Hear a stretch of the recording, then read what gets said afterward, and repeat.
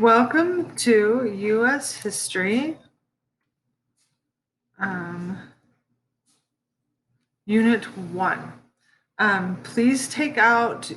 Please make sure that you have open the focus notes for Unit 1. And as we go through this, we're going to talk about the focus notes and get you a little bit familiar with that, okay? So first of all, the first lesson is about European exploration. And I have this picture here because it's important to note that the reason that Europeans came to America was because of the spices, okay?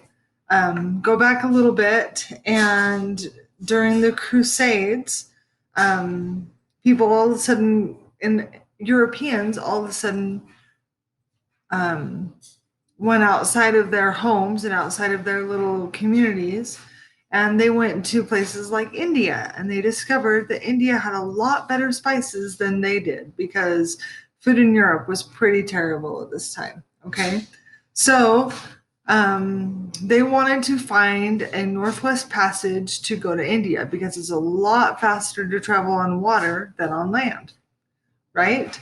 And so they wanted to go west to get to India. However, instead they bumped into America. Okay. And the effect that they had on the American Indians of their diseases that they brought with them was that it killed a lot of them.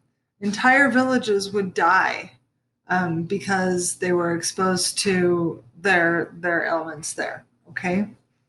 The next lesson is on A New World, and it talks a lot about the crops in Jamestown, which was tobacco, and that what John Smith did to help Jamestown survive. Um, at first, there was the starving winter that was really, really bad, and then by the next winter, um, John Smith negotiated some agreements with the Native Americans that were there, and he made really strict laws with the people who were there.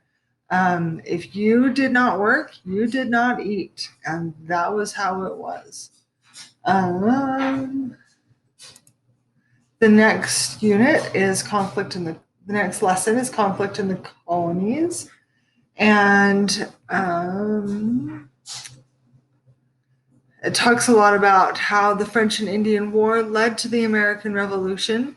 It led to the American Revolution because it increased the debt for Britain, and it made it so that Britain thought, well, I guess we'll just tax our colonies for it. So they taxed the American colonies.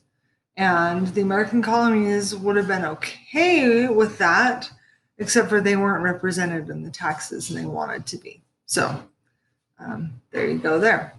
And the French and Indian War also gave George Washington the experience that he needed to have with the troops. So it was really priceless in that part.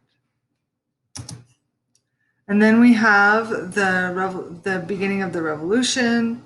The Declaration of Independence was written by Thomas Jefferson, and you can see a lot how there were a lot of things that led to the Declaration of Independence, and it didn't just kind of come out of nowhere.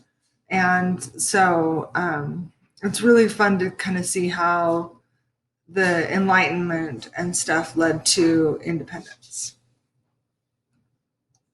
Okay, and then we have independence. You need to know about the Battle of Yorktown. There you go. All right, so I'm going to show you the project for this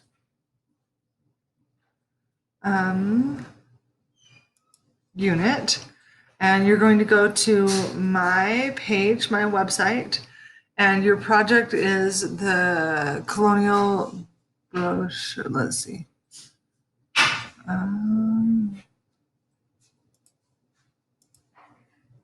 right here. There we go. Is the colonial travel brochure. Okay. And this is your colonial travel brochure. All right. What I want you to do is I want you to download this, and then it gives you the instructions right here. So it's really quite simple. Okay. The rationale behind this is that it helps you to see the differences between all the colonies. And that is so important as we go through the units. Okay. So you need to do a works cited. You need to do it in MLA format. And just give me a good introduction about what colony you are doing. You can do one colony, okay? And you need to choose a specific colony. And then you need to tell me about the economy of that colony, the society of that colony, the government of that colony, and really importantly, you need to do a comparison, okay?